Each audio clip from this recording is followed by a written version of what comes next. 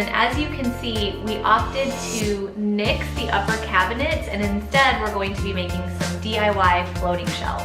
Yeah, the reason we opted for shelves as opposed to cabinets is that the kitchen's pretty small, but it does act as an extension of the living space, so we want to keep it open and breezy, accentuate the tall ceilings. So let's show you how we're going to do it.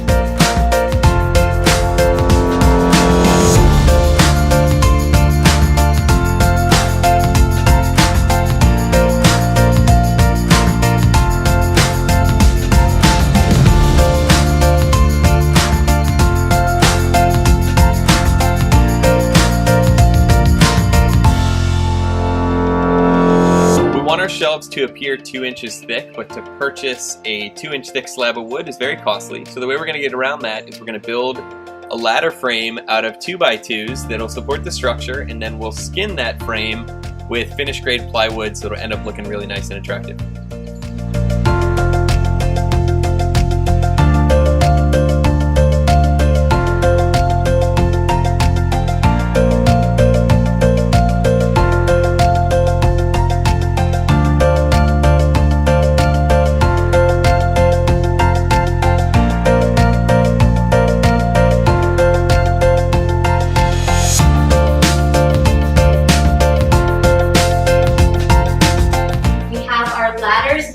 They're shaped like an L.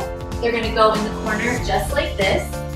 So to attach them to the walls, we're going to mark everywhere there's a stud, and then we'll use screws into the studs, and we will use anchors any place in between the studs where we might need some extra support.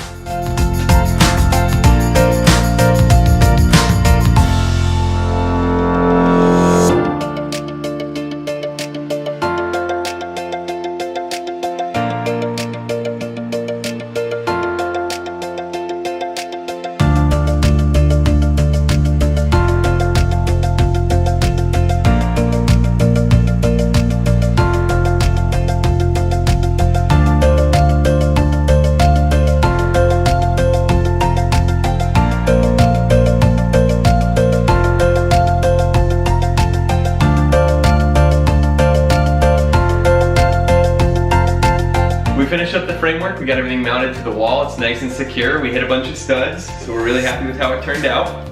We are going to be tiling around the shelves, so we're going to stop on the shelves now, and then we're going to come back and face the shelves with some finished grade plywood.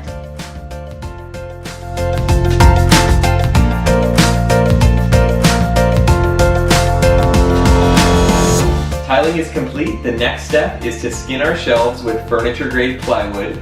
Any imperfections in the lumber or the mounting process, we'll be utilizing shims to counteract that, so make sure you check your level both top and bottom. Once that is complete, we will skin the fronts with select pine and we'll be all set.